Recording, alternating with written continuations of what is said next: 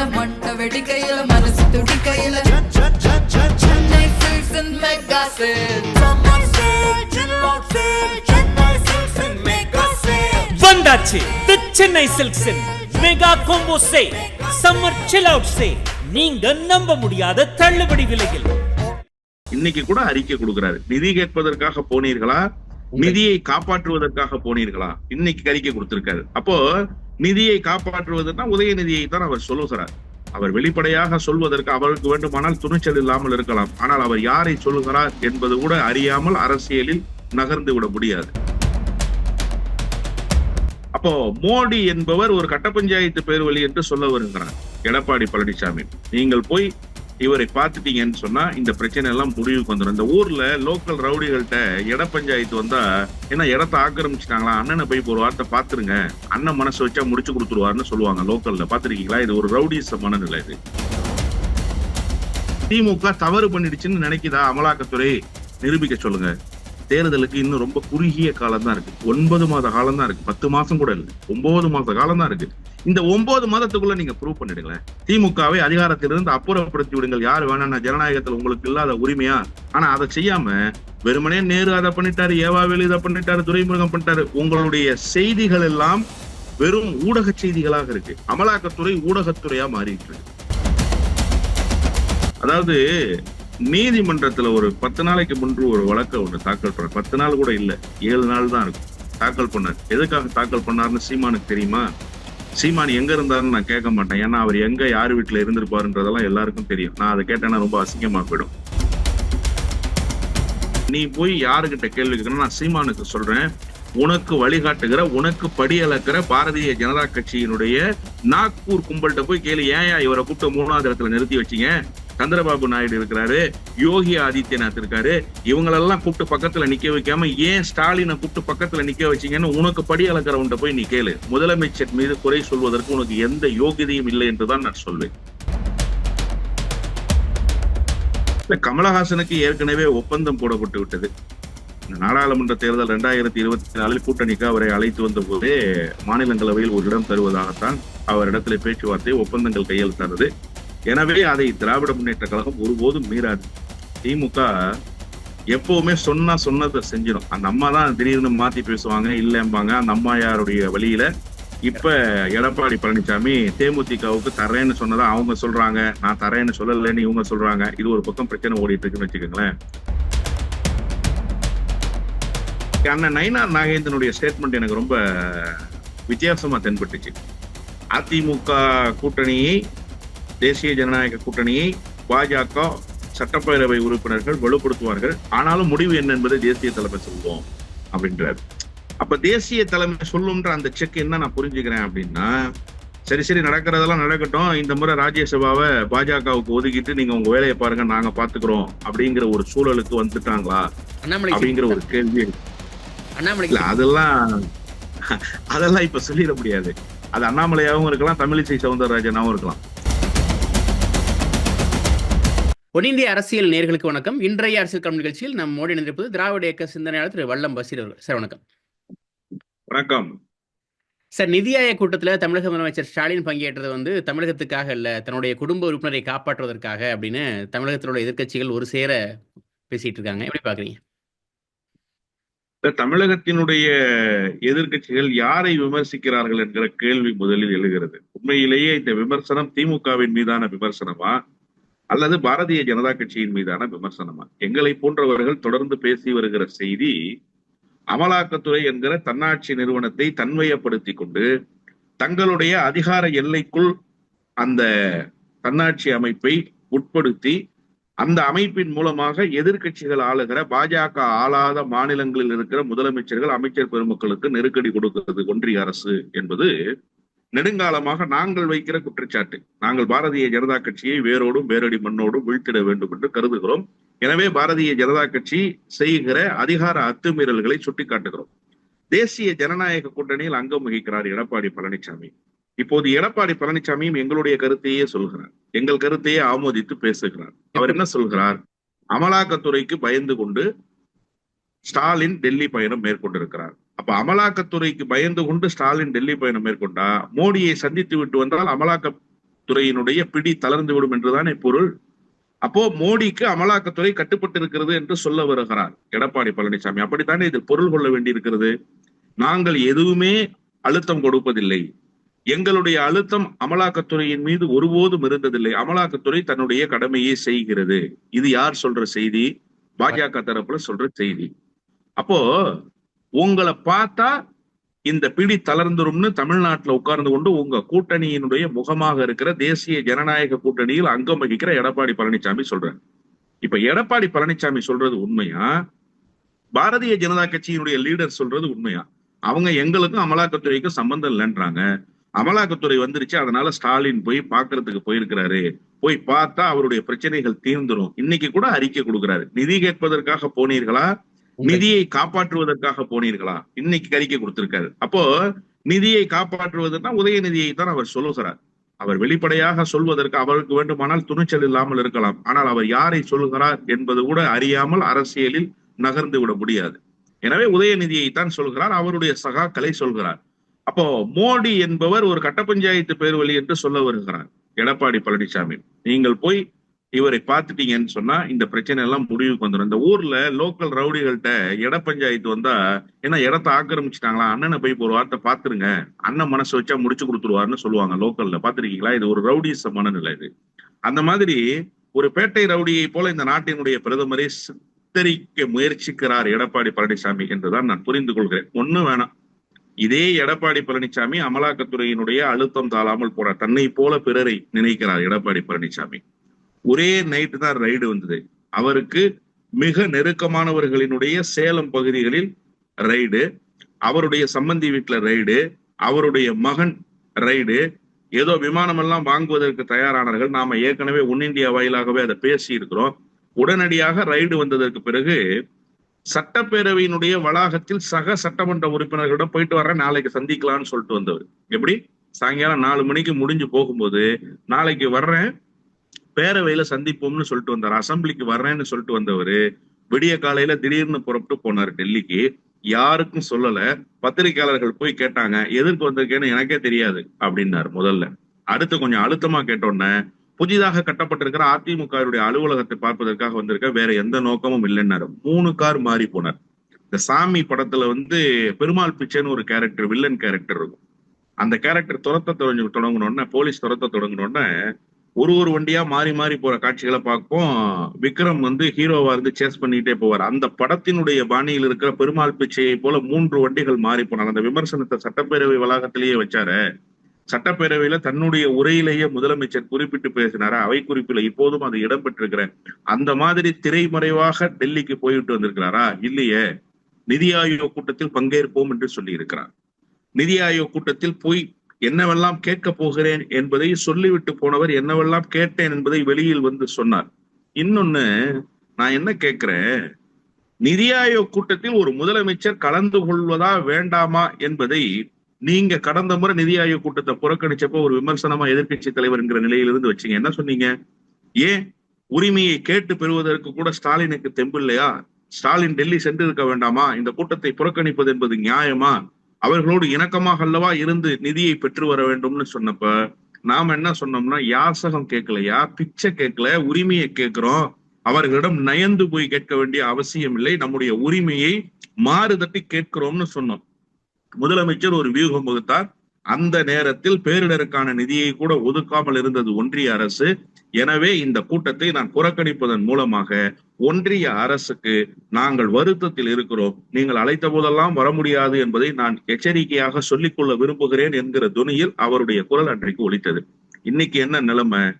நிதி ஆயோக்கை பொறுத்தவரையில இப்போ என்ன நடந்திருக்கு அப்படின்னு கேட்டீங்கன்னா, ஸ்டேட் ஃபண்ட்ல இருந்து ஃபண்ட் ரிலீஸ் பண்ண வேண்டியதெல்லாம் இதற்கு முன்பு என்னென்ன பண்ண முடியுமோ அதை ஒரு பகுதியாக ரிலீஸ் பண்ணியிருக்கிறார்.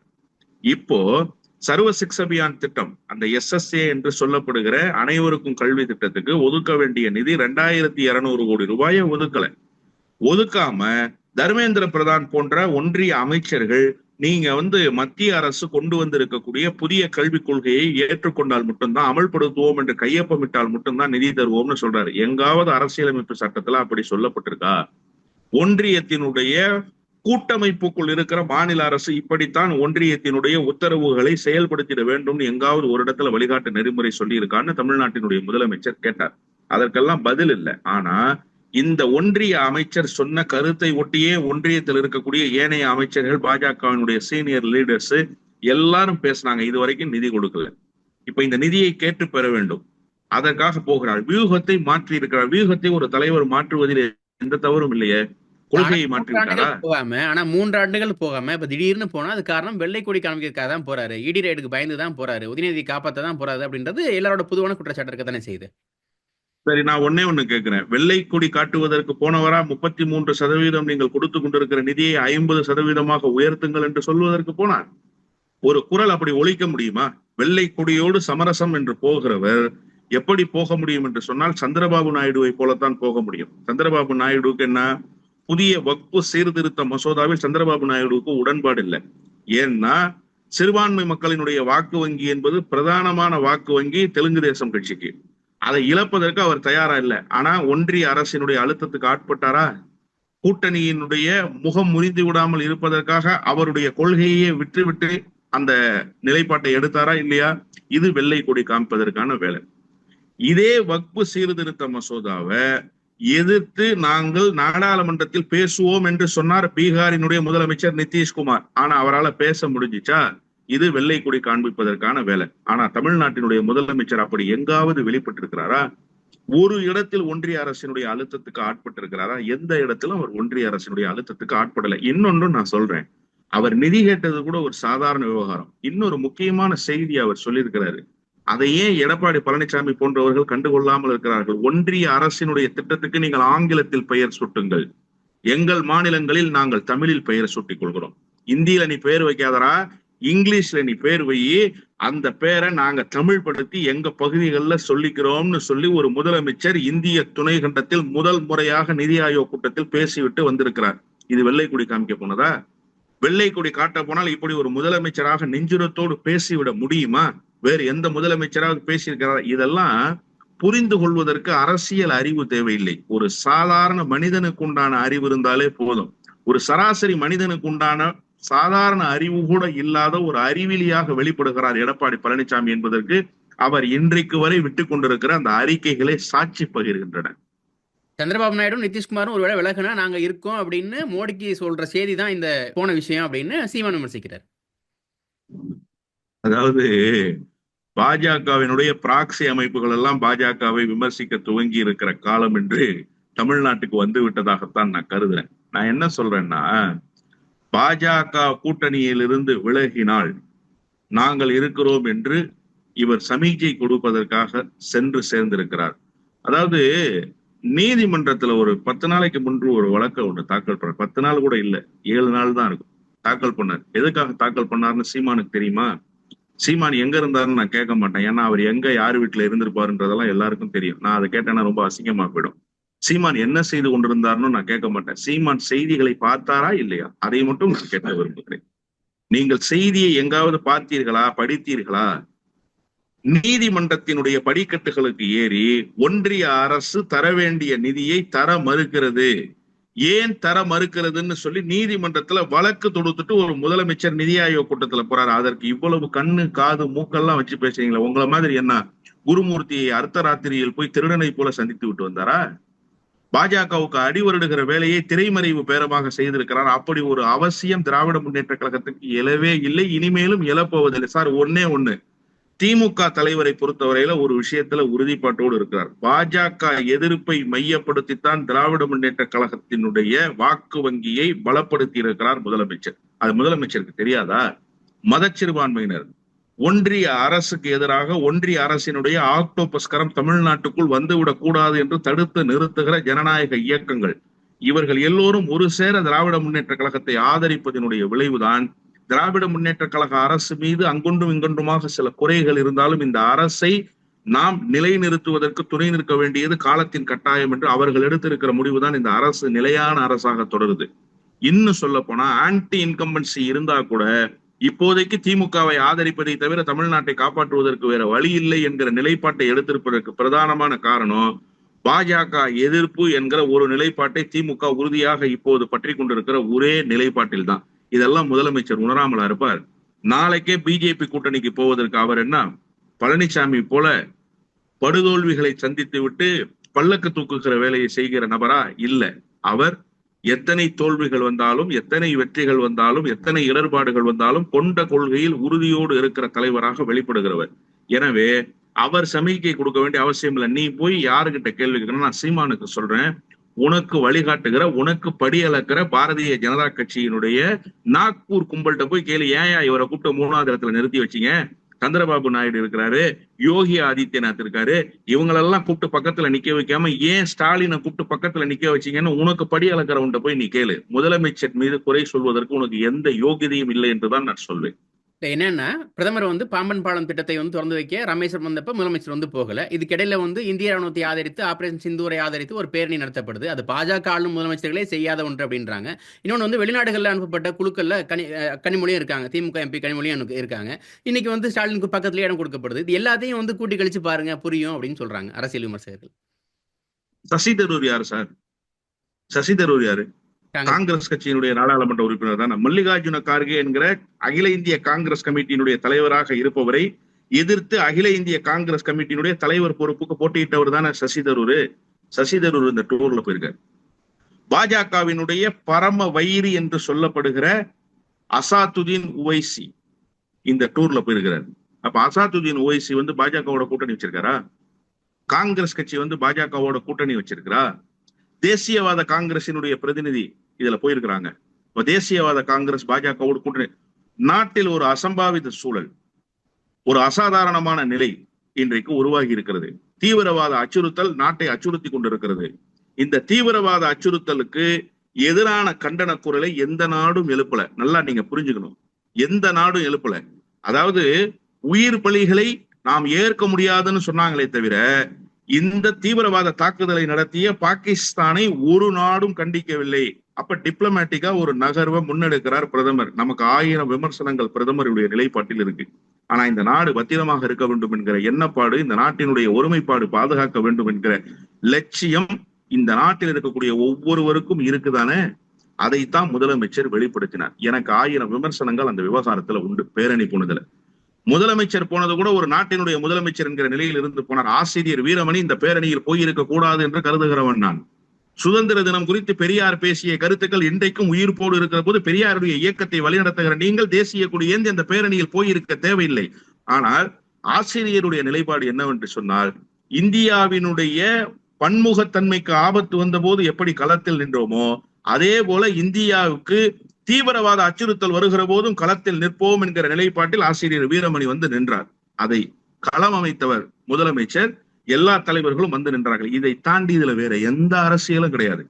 ஒண்ணு வேணா சார், ஏன் நிலைப்பாட்டை மாத்திக்கிறாங்கன்னு இவங்க கேட்கிறாங்கல்ல. நிலைப்பாட்டில் மாற்றம் இல்லை, வியூகங்களில் மாற்றம் இருக்கிறது. அரசியலில் வியூகம் என்பது மாறுதலுக்கு உட்பட்டது. தனிநாடு கெட்டவங்க சார் நாங்க. திராவிட நாடு அடைந்தால் திராவிட நாடு, இல்லையேல் சுடுகாடு என்று சொன்னவர் எங்கள் அண்ணா. நாங்க திராவிட நாடு கோரிக்கையை தற்காலிகமா ஒத்தி வச்சோம். அண்ணாமலை பல்கலைக்கழகத்தினுடைய மாணவர்கள் அண்ணா கிட்ட கேட்டாங்க, ஏன் நீங்க முதலமைச்சர் ஆவதற்காக உங்களுடைய உயிர் கொள்கையை விட்டு கொடுத்துட்டீங்களான்னு கேட்டாங்க. பேரறிஞர் பிறந்த அண்ணா அழகா சொன்னாரு, இல்ல தற்காலிகமாக ஒத்தி வைத்திருக்கிறோம், அதற்கான காரண காரியங்கள் அப்படியே இருக்கிறது. சீனாவுடைய யுத்தத்தால் இந்தியாவுக்கு ஆபத்து ஏற்பட்டிருக்குது. வீடு இருந்தா தான் ஓடு மாற்ற முடியும், வீட்டையே இழந்துட்ட பிறகு ஓடு மாற்றுகிற வேலையை செய்ய முடியாதுன்னு பக்குவத்தோடு வெளிப்படுத்தினார். அந்த நிலைப்பாட்டை தான் இந்த விவகாரத்தில் முதலமைச்சர் எடுத்தார். இந்தியா என்கிற ஒரு நாடு இருந்தாதான் சார் அந்த நாட்டுக்குள்ள சண்டமாரதம் செய்ய முடியும். அந்த நாட்டிலிருந்து நீ எங்களை தமிழ்நாடு, எங்களுக்குன்னு ஒரு தனித்தன்மை இருக்கு, நாங்க ஒரு சிறப்பு அந்தஸ்தோடு இயங்குகிற மாநிலம், எங்களுக்கு மாநில சுயாட்சியினுடைய குரல் இருக்குன்னா எங்க இருந்து பேச முடியும்? இந்தியா என்கிற தொகுப்பு இருந்தால்தான். இந்தியா என்கிற தொகுப்புக்கே ஆபத்து வந்து விட்டா எங்க போய் பேசுவீங்க நீங்க? எனவேதான் அந்த தொகுப்பு பாதுகாக்கப்பட வேண்டும். தீவிரவாத அச்சுறுத்தலிலிருந்து அந்த நாடு மீட்டெடுக்கப்பட வேண்டும் என்பதற்காக அந்த நாட்டுக்குள்ளே ஒரு உறுப்பாக நின்று முதலமைச்சர் தன்னுடைய நிலைப்பாட்டை வெளிப்படுத்தினார். இதுல போய் அரசியல் லாப நட்ட கணக்கு போடுறீங்க. உங்களை மாதிரி என்ன பெட்டாலியனை கொண்டு போய் ராமேஸ்வரம் கடல் எல்லையில கூச்சிருவோம்னு சொல்லி வாய்ச்சவடால் விட்டுட்டு போறாரா முதலமைச்சர் டிப்ளமேட்டிக்கா அந்த அணுகுமுறையை கையில் எடுத்திருக்காரு. அவருக்கு தெரியும் எந்த செயல்பாட்டை எப்போது முன்வைக்க வேண்டும் என்று. அவருக்கு வகுப்பெடுக்கிற அளவுக்கு அரசியலில் எந்த அனுபவத்தையும் சீமான் பெற்றுவிடவில்லை என்றுதான் நான் கருதுகிறேன். சீமான் போன்றவர்கள் விளம்பர வெறிக்காக பேசுகிற செய்திகளை எல்லாம் என்னிடத்துல கேள்வியாக கேட்க வேண்டாம் என்று உங்களை பணிவன்போடு கேட்டுக்கொள்கிறேன். தாவேக தலைவர் விஜய் சொல்றாரு, அந்த மறைமுக கூட்டணி கள்ள கூட்டணி வெளிப்பட்டிருக்கு, எங்கே பிடிச்சா விசாரணை நடத்த முடியுமோ அங்க பிடிக்கிறதுக்காக ஸ்டாலின் போயிருக்காரு. நாளைக்கு நேரடியா கூட்டணி வச்சாலும் ஆச்சரியப்படுறதுக்கு இல்ல, தோல்வியை வந்து உணர்ந்து சாமரம் வீசும் வேலையை இப்பவே ஆரம்பிச்சிட்டாங்க அப்படின்னு விஜய் அறிக்கை விட்டு. எல்லாத்துக்குமே ஒரே ஸ்கிரிப்ட் ரைட்டர் தான், புரியுதா உங்களுக்கு? இப்போ கள்ள கூட்டணி ஸ்கிரிப்ட் ரைட்டர் ஒரே ஆள் தான். எடப்பாடி பழனிசாமிக்கும் ஒரே ஆள் தான் எழுதி கொடுக்கிறது, விஜய்க்கும் ஒரே ஆள் தான் எழுதி கொடுக்கிறது, சீமானுக்கும் ஒரே ஆள் தான் எழுதி கொடுக்கிறது. வேற ஒண்ணு மாற்றமே கிடையாது. வசனகர்த்தா எதை வசனமாக எழுதி கொடுக்கிறாரோ அதை 3 பேரும் ஒப்பித்துக் கொண்டே இருக்கிறார்கள். அவர்களுடைய குரலில் வெளிப்படுத்துகிறார்கள். குரல் தான் மாறி இருக்கிறதே தவிர வசனம் மாறவே இல்லை. விஜய்க்கு அரசியல் என்றால் என்னவென்று தெரியுமா? அச்சுறுத்தலுக்கு ஆட்படுகிற இயக்கமா திராவிட முன்னேற்ற கழகம்? ஒண்ணு வேணா சார், ரொம்ப சிம்பிளா ஒரே ஒரு செய்தியை நான் சொல்லி முடிச்சிடுறேன். மிசா காலத்தில் விஜய் இருந்தாரா இல்லையான்னு எனக்கு தெரியாது. மிசா காலத்தில் சிறை கொட்டடியில் பூட்டப்பட்டு தன்னுடைய புதிய திருமணமான 5 மாதமே நிறைந்திருந்த தன்னுடைய திருமண வாழ்வை சிறை கொட்டடிக்கு சென்று தியாகம் செய்துவிட்டு வந்து படிப்படியாக அரசியலில் எல்லா அச்சுறுத்தல்களையும், ராணிமேரி கல்லூரிக்கு ஆபத்து வந்துருச்சுன்னு அந்த கேம்பஸ்குள்ள போனார் சார். அன்றைக்கு அவரிடத்துல எந்த அதிகாரமும் இல்லை. அவர் 1000 விளக்கு சட்டமன்ற உறுப்பினர். இந்த அம்மையார் பிடிச்சி ஜெயில பூட்டிட்டாங்க அவரை. அந்த சிறை கொட்டடியிலிருந்து மீண்டு வந்தார். இப்படி எத்தனை சிறைவாசங்களை அவர் வாழ்க்கையில் சந்தித்திருக்கிறார். கடைசி நொடி பொழுது வரை தன்னுடைய தலைவர் பொறுப்பு தனக்கு வரும் என்று அவர் எதிர்பார்த்து பணியாற்றவே இல்லை. நான் ஒரே ஒரு விஷயத்தை மட்டும் சொல்றேன். ஒரே ஒரு முறை கடைசியாக அப்பா என்று அழைத்துக் கொள்ளட்டுமா தலைவரேன்னு அவர் கண்ணீர் மல்க ஒரு கடிதம் எழுதினார். பேனாவுல மைய நிரப்பல, பேனாவுல கண்ணீரை நிரப்பி அந்த கடிதத்தை எழுதினார் அவர். அந்த நொடி பொழுது வரை திமுகவினுடைய தலைவர் பொறுப்பு தனக்கு வர வேண்டும் என்பதற்காக எந்த முயற்சியும் எடுக்கல. தலைவராக கலைஞரை தான் ஏற்றுக்கொண்டார். இவ்வளவு படிநிலைகளையும் தாண்டி வந்தவரா அடக்குமுறைக்கு ஆட்பட்டு விடுவார்? இவ்வளவு நெருக்கடிகளையும் சந்தித்து விட்டு வந்தவரா அடக்குமுறைகளுக்கெல்லாம் அடங்கி போய் விடுவார்? அவரே பல மேடைகளில் சொல்லி இருக்கிறார், திராவிட முன்னேற்ற கழகம் ஒரு பணங்காட்டு நரி, அது சலசலப்புகளுக்கு அஞ்சாது என்று சொல்லி இருக்கிறார். எனவே இந்த விஜய் போன்ற புதிதாக அரசியலில் முளைத்திருக்கக்கூடியவர்கள் எல்லாம் திராவிட முன்னேற்ற கழகம் அஞ்சி நடுங்கிவிடும் என்று சொன்னால் திராவிட முன்னேற்ற கழகம் அஞ்சுகிற அமைப்பு அல்ல என்பதை மக்கள் நன்கு உணர்ந்திருக்கிறார்கள் என்பதை விஜய் போன்றவர்கள் உணர்ந்து கொள்ள வேண்டும். சலசலப்புக்கு அஞ்சாதுன்றீங்க, இடி ரைடுக்கும் பயப்பட மாட்டோம், மோடிக்கும் பயப்பட மாட்டோம் அப்படின்னு உதயநிதியும் பேசியிருக்காரு. ஆனா இந்த டாஸ்மாக் விவகாரத்துல ஒட்டுமொத்தமா திமுகவுக்கு ஏதோ ஒரு கெட்ட பேர் உண்டாயிருச்சோ அப்படின்னு தோணலையா? அந்த ரத்தீஷ் எங்க, விக்ரம் ஜூஜு எங்க, ஆகாஷ் பாஸ்கரன் எங்க, அவங்களாம் உதயநிதியோட தம்பி அப்படின்னு ஒரு பிம்பம் கட்டமைக்கப்படுது. அவங்க வெளிநாடு தப்பி போயிட்டாங்க, இடியை பத்தி பேசுற உதயநிதி, மோடியை பத்தி பேசுற உதயநிதி, அவங்கள பத்தி ஏன் பேசல அப்படின்னு கேக்குறாங்க. எப்படி பாக்குறீங்க? ஃபாரின் அஃபேர்ஸ் மினிஸ்ட்ரி யாரு கையில சார் இருக்கு? பாஜக. ஏர்போர்ட்ல யார் கண்ட்ரோல்ல இருக்கு? ஏர்போர்ட்ல யார் கண்ட்ரோல் இருக்கு? ஒருத்தன் தப்பு பண்ணிட்டான், இந்த நாட்டுக்கு வர வேண்டிய பணத்தை தவறாக கொள்ளையடித்து தன்னுடைய கஜானாவுக்கு கொண்டு போயிட்டான். ஆன்டி மணி லாண்டரிங் நடந்துருச்சு இல்ல, prevention of anti money laundering act வந்துருச்சு இல்ல, PMLA வந்துருச்சு இல்ல, அமலாக்கத்துறை வழக்கு பதிவு செய்வதற்கு முகாந்திரம் இருக்குல்ல, விசாரணை நடத்திட்டீங்கல்ல, ஏன் தப்பி ஓட விட்டீங்க? ஏன் சார் தப்பி ஓட விட்டீங்க? அப்ப என்ன லட்சணத்துல ஏர்போர்ட் நடத்துறீங்க நீங்க? என்ன லட்சணத்துல வெளியுறவு கொள்கை வச்சிருக்கீங்க நீங்க? உங்களால இது வரைக்கும் நீரவ் மோடி எங்க இருக்கிறானே கண்டுபிடிக்க முடியல, விஜய் மல்லையா என்ன பண்ணிக்கிட்டு இருக்கிறானே கண்டுபிடிக்க முடியல. அந்த மாதிரி வேலையை தமிழ்நாடு அரசு செய்யல. புரியுதா உங்களுக்கு? குற்றச்சாட்டுகள் இருக்கும்னு சொன்னா நீங்க குற்றப்பத்திரிகையை தாக்கல் பண்ணுங்க நீதிமன்றத்துல. ஏன் குற்றப்பத்திரிகை தாக்கல் பண்ண மாட்டேங்கிறீங்க? நீதிமன்றம் என்ன சொன்னது? இந்த விவகாரத்தில் அத்துமீறி நடந்திருக்கிறது அமலாக்கத்துறை. யார் சொன்னது? நீதிமன்றம் சொன்னது, தமிழ்நாடு அரசு சொன்னதில்ல. நீங்க இந்த டாஸ்மாக் விவகாரத்துல அத்துமீறி நடந்திருக்கீங்க, கரண்ட் எவிடன்ஸ் என்னன்னு கேக்குது நீதிமன்றம். கரண்ட் எவிடன்ஸ் என்னையா இருக்கு? பழைய கதைகள் எல்லாம் விட்டு தள்ளுங்க. கரண்ட் எவிடன்ஸ் இப்போ பணப்பரிவர்த்தனை நடந்ததுல முறைகேடு இருக்குன்னு சொல்றீங்கல்ல, என்ன முறைகேடு இருக்கு? ஆவணத்தை கொடுங்கன்னு நீதிமன்றம் கேக்குது. ஏன் அமலாக்கத்துறை தண்ணி வாங்குது? ஏன் சார் அமலாக்கத்துறை தண்ணி வாங்குது? அமலாக்கத்துறை இருக்கிற ஆவணம் இருந்தா கொடுக்க வேண்டியது. அதாவது 2Gன்னு ஒரு ஊதி பெரிதாக்கப்பட்ட பிம்பம் இந்தியாவினுடைய ஆட்சி அதிகாரத்தையே மாற்றி பாஜகவினுடைய கைக்கு கொண்டு சேர்த்தது. புரியுதா உங்களுக்கு? அதுல சொல்லப்பட்ட தொகை 2,72,000, 74,000, 76,000 எவ்வளவோ சொன்னாங்க. நிறைந்த நீதிமன்றத்துல அண்ணன் ராசா கேட்டாரு, ஒரே ஒரு நாள் நான் இந்த ஊழலை எல்லாம் செய்து வெளிநாடுகளில் பணம் குவித்திருக்கிறேன் என்று சொல்லி பிரபல ஊடகங்கள் எல்லாம் செய்தி வெளியிடுகின்றன. அதற்கான ஆவணத்தை வெளிப்படுத்துவார்களே ஆனால் நான் எஞ்சிய வாழ்நாளை சிறை குட்டடியிலேயே கழித்து விடுகிறேன், இனிமேல் நான் ஜாமீனே கோர மாட்டேன்னு நிறைந்த நீதிமன்றத்துல சொன்னார். அந்த வழக்கில் அவரை லாக் பண்ண முடிச்சு அவங்களால? அந்த வழக்கை நிரூபிக்க முடிஞ்சுதா? வெளியில வந்து 2G அவிலும் முடிச்சுகள்னு புத்தகம் போட்டு 4 மொழியில வெளியிட்டுட்டாரு. என்ன செஞ்சு கழிச்சிங்க நீங்க? 2G கேஸ் என்ன ஆச்சு? இப்போ இந்த லட்சணம் தான் அமலாக்கத்துறையினுடைய முகமூடி. நீங்க இதுவரைக்கும் எதெல்லாம் உச்சநீதிமன்றம் வரம்பு மீறி இருக்குன்னு சொல்லியிருக்கு. ஆனா சென்னை உயர்நீதிமன்ற மதுரை கிளை சொல்லுது டாஸ்மாக் வழக்குல ஏதோ ஒரு தவறு நடந்திருக்கு அப்படின்னு இன்னைக்கு கூட சொல்லியிருக்காங்க. சார், நான் நீதிமன்றத்தினுடைய நடவடிக்கைகளை விமர்சிக்க தயாரா இல்லை. நீதிமன்றத்துக்கு ஒரு நிறைந்த மரியாதையும் கண்ணியமும் இருப்பதாக நான் கருதுகிறேன். நீதித்துறை தான் மக்களினுடைய கடைசி நம்பிக்கை. அது பால்பட்டு போய்விடக் கூடாது.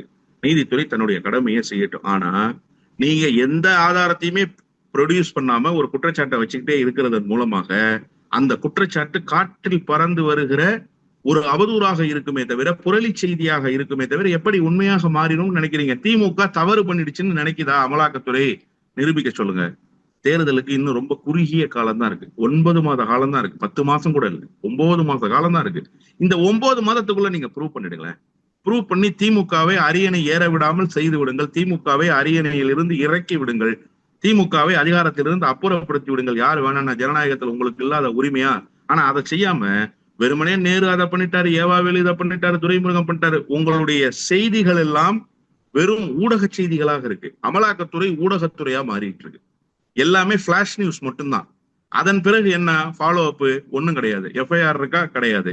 சார்ஜ் ஷீட் போட்டீங்களா? கிடையாது. நீதிமன்றத்தில் ஆவணங்களை ஒப்படைச்சிங்களா? கிடையாது. எதுவுமே கிடையாது.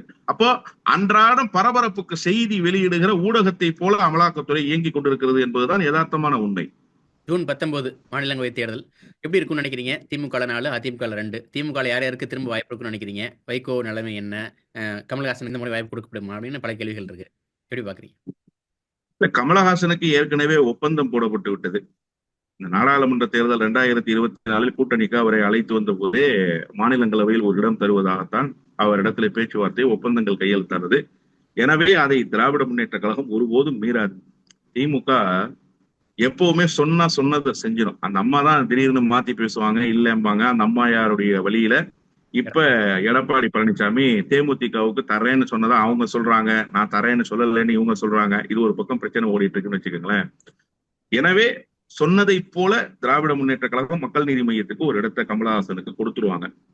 அப்துல்லாவுக்கு ரீட்டைன் பண்றதுக்கான வாய்ப்பு நிறைய இருக்கு. ஏன்னா அவருடைய நாடாளுமன்ற நடவடிக்கைகள் அவரை ஒரு சிறந்த நாடாளுமன்ற உறுப்பினர் என்கிற அந்த நிலைக்கு உயர்த்தி இருக்கிறது. இன்னொன்று, டெடிகேஷனோட நாடாளுமன்றத்துல ஒர்க் பண்றாருன்றத சிஎம் பாக்குறாரு. சிஎம்மோட குட்புக்ல அவருக்கு ஒரு இடம் இருக்கு. அந்த அடிப்படையில மீண்டும் அவருக்கு வாய்ப்பு தரப்படும். நீங்க மைனாரிட்டிக்கு ஒரு சான்ஸ் கொடுத்தே ஆகணும், இல்லைன்னு சொல்லிட முடியாது இப்போ இந்த நேரத்துல. எனவே அந்த அடிப்படையில் அவர் உதயுடைய குட்புக்ல இருக்கிறாரு, முதலமைச்சருடைய குட்புக்ல இருக்காரு. பர்ஃபார்மன்ஸ் வைஸ் நல்லா பர்ஃபார்ம் பண்ணிட்டாரு. இன்னொன்று, அவருக்கு ஏற்கனவே முகமது ஜான் மறைந்ததையொட்டி இருந்த அந்த இடம்தான் கொடுக்கப்பட்டுச்சு. அப்போ முழுமையாக அவருக்கு அந்த ராஜ்யசபா உறுப்பினருக்கு உண்டான பதவி காலத்தை அனுபவிக்கக்கூடிய வாய்ப்பு இல்லை. இடைப்பட்ட காலம் தான் கிடைச்சது. எனவே அவருக்கு ரீட்டைன் பண்றதுக்கான சான்சஸ் இருக்கு. அடுத்து வில்சனுக்கு கொடுக்க வேண்டிய கட்டாயம் இருக்கு. திமுக அதை செய்வாங்க அப்படின்னு தான் நினைக்கிறேன். வைகோவுக்கு எனக்கு தெரிய வாய்ப்புகள் இல்லை என்றே நான் கருதுகிறேன். அவர் நாடாளுமன்றத்துக்கு போக வேண்டும் என்று உளமாற நான் விரும்புகிறேன். ஏனென்று சொன்னா, இந்த முறை அவர் நாடாளுமன்ற உறுப்பினர் பொறுப்பு பெற்றதற்கு பிறகு அவரால் ஷைன் பண்ண முடியல. ஒரு பக்கம் அவருக்கு நடந்த உடல் ரீதியான பிரச்சனைகள், அவருக்கு நடந்த சர்ஜரி, இன்னொரு பக்கம் கொரோனாவினுடைய யுத்த காலம். யுத்த காலத்துல நாடாளுமன்றம் கூட்டப்படவே இல்லை, நாடாளுமன்றத்தினுடைய நடவடிக்கைகளே இல்லை. அந்த அடிப்படையில் பார்லிமெண்ட் டைகர்னு சொல்லப்பட்ட, ஆராதிக்கப்பட்ட 6 பிரதமர்களை தன்னுடைய கேள்வி கணைகளால் துடைத்தெடுத்த ஒரு நாடாளுமன்றவாதி என்கிற நிலையில் இந்த முறை அவர் பர்ஃபார்ம் பண்ண முடியாம போச்சு. இன்னொரு முறை அவருக்கு அந்த வாய்ப்பு வேணும், கொடுக்கப்படணும்ன்றது என்னுடைய எண்ணம். ஆனா திமுக அந்த கணக்குல இருக்குமானா நிச்சயமா இருக்காது. ஏன்னா இப்ப திமுக கடந்த முறை நாடாளுமன்ற தேர்தல்ல 2019 3வது பெரிய கட்சியாக இருந்தது. இந்த முறை சமாஜ்வாதி கட்சி, அதே மாதிரி மேற்கு வங்கத்துல திரிணாமுல் காங்கிரஸ், இவர்கள் எல்லோரும் 2வது, 3வது, 4வது இடத்துக்கு வந்துட்டாங்க. 5வது பெரிய கட்சியாகத்தான் திராவிட முன்னேற்ற கழகம் இருக்கிறது. இப்போ மாநிலங்களவையில திமுகவினுடைய குரலை வலுவாக பதிவு செய்ய வேண்டும். திமுகவினுடைய தயவு இல்லாமல் இனி சட்டங்கள் நிறைவேற்றப்படாது, மசோதாக்கள் தாக்கல் செய்யப்பட முடியாது அப்படிங்கிற ஒரு சூழலை உருவாக்கணும். சிங்கிள் டிஜிட்லயே இருக்கு மாநிலங்களவையில திமுகவினுடைய எண்ணிக்கை. அதை டபுள் டிஜிட் ஆக்குறதுக்கான வேலையை மட்டுமே முதலமைச்சர் செய்ய வேண்டும். அதை செய்வதற்கு அவர் தயாராகி இருப்பார். எனவே வேறு ஒருவருக்கு வாய்ப்பை தந்து விடுவதற்கு திமுக தயாராக இருக்காது என்றுதான் நான் கருதுகிறேன். அதிமுக பொறுத்தவரை எப்படி பாக்குறீங்க? ஏற்கனவே நீங்க சொன்ன மாதிரி தேமுதிக சொல்லிட்டு இருக்காங்க, எங்களுக்கு சொல்லிட்டு ஏமாத்திட்டார் எடப்பாடி அப்படின்னு சொல்லிட்டு இருக்காங்க. அன்புமணி 1 மாசமா தூக்கம் இல்லாம தவிக்கிறேன் அப்படின்ற தந்தை மகன் பிரச்சனையில அவரும் அதிமுக எதிர்பார்த்துட்டு இருக்காரு ராசிவாசி சீட்டு. எப்படி இருக்கும்னு நினைக்கிறீங்க அதிமுக? இல்ல, இன்னைக்கு அண்ணன் நயினார் நாகேந்திரனுடைய ஸ்டேட்மெண்ட் எனக்கு ரொம்ப வித்தியாசமா தென்பட்டுச்சு. அதிமுக கூட்டணியை, தேசிய ஜனநாயக கூட்டணியை பாஜக சட்டப்பேரவை உறுப்பினர்கள் வலுப்படுத்துவார்கள், ஆனாலும் முடிவு என்ன என்பதை தேசிய தலைமை சொல்லுவோம் அப்படின்றாரு. அப்ப தேசிய தலைமை சொல்லும்ன்ற அந்த செக் என்ன நான் புரிஞ்சுக்கிறேன் அப்படின்னா, சரி நடக்கிறதெல்லாம் நடக்கட்டும், இந்த முறை ராஜ்யசபாவை பாஜகவுக்கு ஒதுக்கிட்டு நீங்க உங்க வேலையை பாருங்க, நாங்க பாத்துக்கிறோம் அப்படிங்கிற ஒரு சூழலுக்கு வந்துட்டாங்களா அப்படிங்கிற ஒரு கேள்வி. இல்ல, அதெல்லாம் இப்ப சொல்லிட முடியாது. அது அண்ணாமலையாவும் இருக்கலாம், தமிழிசை சவுந்தரராஜனாவும் இருக்கலாம், யாரா வேண்டுமானாலும் இருக்கலாம். ஏன்னா அவராவது மாநில தலைவர் என்கிற நிலையில் இருந்து இப்போது வெளியேறி இருக்கிறார். ஆனால் தமிழிசை சவுந்தரராஜன் ஒரு 2 மாநிலங்களுக்கு ஆளுநர் பொறுப்பில் இருந்தவர். அந்த ஆளுநர் பொறுப்பில் இருந்து தேர்தல் களம் காண்பதற்காகவே அந்த பொறுப்புகளை எல்லாம் விட்டுட்டு வந்தார். இப்போ நியாயமா என்ன பண்ணிருக்கணும், தேர்தல்ல தோத்துட்டாங்க, திரும்ப அதை ரீடைன் பண்றதுக்கான வாய்ப்புகளை உருவாக்கி இருக்கணும். அதுக்கான வாய்ப்புகளை உருவாக்கல, ஆளுநர் ஆக்கல. அப்ப ஒருவேளை ராஜ்யசபாவுக்கு அனுப்பப்படலாம் அப்படிங்கிற அந்த ஒரு இது. அண்ணன் எல்முருகன் ராஜ்யசபாவுக்கு போனது கூட தமிழ்நாட்டிலிருந்து போகல, அவரு மாநிலங்களவைக்கு போனது வேறு ஒரு மாநிலத்திலிருந்து தான் போனார். அப்போ பாஜகவுக்கு மாநிலங்களவைக்கு தமிழ்நாட்டிலிருந்து பிரதிநிதிகள் போகவில்லை. எனவே இது ஒரு பொன்னான நேரம், இதை பயன்படுத்தி கொண்டு செய்திடலாம் அப்படிங்கிற ஒரு மனநிலைக்கு தேசிய தலைமை வந்திருக்குமோ என்கிற ஒரு ஐயப்பாடு இருக்கு. ஏன்னா இன்னைக்கு அந்த நயினார் நாகேந்திரனுடைய கமெண்ட்ஸ் அப்படிதான் இருந்தது. இன்னொன்னு, இப்போ இருக்கிற நிலைமைக்கு சேஃபர் சைடு பிஜேபிக்கு கொடுத்துறதுதான் அதிமுகவுக்கு நல்லது. ஏன்னா பாஜக ஒண்ணு பாமக கொடுத்தா அதிமுக யாருக்குமே இல்லையான்னு ஒரு கேள்வி வரும்ல, அது சேஃபர் சைடா? பாமகவுக்கு உறுதியா கொடுத்துருவாங்கன்னு நீங்க நினைக்கிறீங்களா? கிட்டத்தட்ட அதுக்கான அது நடந்துடக்கூடாது. இதற்காகலாம் நாம எந்த விதமான முயற்சி மேற்கொண்ட கூடாதுன்னு தான் ராமதாஸ் யுத்தம் பண்றாரு மகனோட. நீங்க நல்லா புரிஞ்சுக்கணும், மகன்கிட்ட சண்டைக்கான காரணமே இப்படி ஒரு சம்பவம் நடந்துடக்கூடாதுங்கிறது தான். ஆனா இது எங்க நடந்துடாம போயிருமோ, நம்ம அப்பா கெடுத்துருவாரோன்றதுதான் அன்புமணிக்கு இருக்கக்கூடிய பதைப்பு. ஆனா என்ன நடக்க போகுதுன்றத நாம பொறுத்து இருந்துதான் பார்க்கணும். இன்னும் 1 வார காலத்துக்குள்ள எல்லாம் ஒரு முடிவுக்கு வந்துடும். ஆனா பாஜகவுக்கு கொடுப்பதுதான் அதிமுகவுக்கு நல்லதுன்னு நான் கருதுறேன். ஏன்னா ஆமா, இரண்டையுமே இல்ல, ஒண்ணு கொடுத்துறது நல்லது. ஏன்னு கேட்டா, போன முறை இதே மாதிரி பிரச்சனை வரும்போதுதான் ஓபிஎஸ் லீட் எடுத்தாரு. இவர் ஜெயக்குமாருக்கும் CV சண்முகத்துக்கும் கொடுக்கறதுன்னு எடப்பாடி பழனிசாமி முடிவெடுத்தாரு. கோகுல இந்திரா அவங்களே ஒரு நேர்காணல்ல சொன்னாங்க, நான் போய் அண்ணன் ஓபிஎஸ்ஸையும் பார்த்தேன், எடப்பாடியும் பார்த்தேன். எடப்பாடி சொன்னாரு, ஓபிஎஸ் போய் பேசுமா, அவர் ஓகே சொல்லிட்டா எனக்கு ஓகேமான்னு. அப்போ பன்முனை போட்டி அதிமுகவுக்குள்ள இருந்தது. ஏன்னா சட்டமன்ற தேர்தலில் தோல்வியை தழுவி இருக்கிற அதிமுகவினுடைய முகங்கள் அந்த இடத்துக்கு வர வேண்டும் என்று விரும்பியது. அந்த நிலைப்பாட்டில் எல்லோருமே இருந்தார்கள். ஆனா என்ன ஆயிப்போச்சுன்னு கேட்டீங்கன்னா, கோட்டா அடிப்படையில நான் ஒருங்கிணைப்பாளர், நீ இணை ஒருங்கிணைப்பாளர், அப்ப எனக்கு ஒண்ணு உனக்கு ஒண்ணுதான், எனக்கு ஒண்ணு கொடுத்துட்டு நான் யாரை வேணுமோ போட்டுக்கிறேன், உனக்கு நீ யாரை வேணுமோ போட்டுக்கோ, நான் கேட்க மாட்டேங்கிற ஒரு பிரச்சனை தான் இன்றைய அதிமுகவினுடைய நிலைக்கு அன்றைக்கு இருந்த ஆரம்ப புள்ளி, துவக்க புள்ளி இல்லையா? அப்ப அந்த அடிப்படையில ஓபிஎஸ்க்கு கொடுத்தாங்க, அவர் தர்மருக்கு கொடுத்தாரு. ஜெயக்குமார் அதுலதான் ரொம்ப வருத்தமானார். ஓபிஎஸ் மேல ரொம்ப வருத்தமானது அதுலதான். ஏன்னா தனக்கு கிடைக்கக்கூடிய இவ்வளவு பெரிய வாய்ப்பை தட்டி பறிச்சிட்டாரு அப்படின்னு சொல்லி. இப்ப மீண்டும் அந்த பிரச்சனைக்கு அதிமுக தயாராவார்களா என்று கேட்டால் எடப்பாடி பழனிசாமி தயாராகாமல் இருப்பதுதான் அவருக்கு நல்லது. இப்ப என்னன்னா, நீங்க ஜெயக்குமாருக்கு கொடுக்குறேன்னு சொல்லுவீங்களா, இல்ல கோகுலேந்திராவுக்கு கொடுக்குறேன்னு சொல்லுவீங்களா, இல்ல வேற யாராவது ஒருத்தருக்கு கொடுப்பீங்களா, யாருக்கு கொடுப்பீங்க? இன்னொன்று, இப்ப நீங்க கொங்கு பகுதியில யாருக்காவது கொடுத்தீங்கன்னா டோட்டலா முடிச்சிட்டீங்க அதிமுகன்னு அர்த்தம். கவுண்டர் சமூகத்துல ஒருத்தருக்கு கொடுத்தீங்கன்னா மொத்தமா முடிச்சிட்டீங்க அப்படின்றதா அர்த்தம். அது இன்டர்னலா ஏதோ ஒரு முயற்சியில நீங்க ஈடுபட்டிருக்கிறீங்கன்னு. நான் அண்ணாமலை விவகாரத்துக்குள்ள போக விரும்பல. இதுல இருந்தாலும் அதிமுகவுடைய பார்வை அப்படித்தானே இருக்கும், இன்னும் கொஞ்சம் கோபதாபங்களை உண்டாக்கும் இல்லையா? அதனால அதை பாஜகவுக்கு மெல்ல நகட்டி விட்டு, பாஜகவுக்கு கொடுத்தாச்சு நம்ம அடுத்த முறை பார்த்துக்கலான்ற மனநிலையில் போறதுதான் எடப்பாடி பழனிசாமியினுடைய தலைமைக்கு நல்லதாக இருக்கும். ஆனா எடப்பாடி பழனிசாமி என்ன முடிவெடுக்க போகிறார் என்று தெரியவில்லை, பொறுத்து இருந்துதான் பார்க்க வேண்டும்.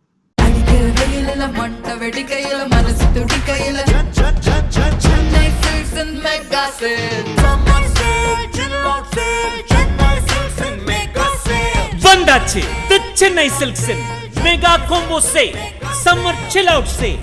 நீங்க நம்ப முடியாத தள்ளுபடி விலையில்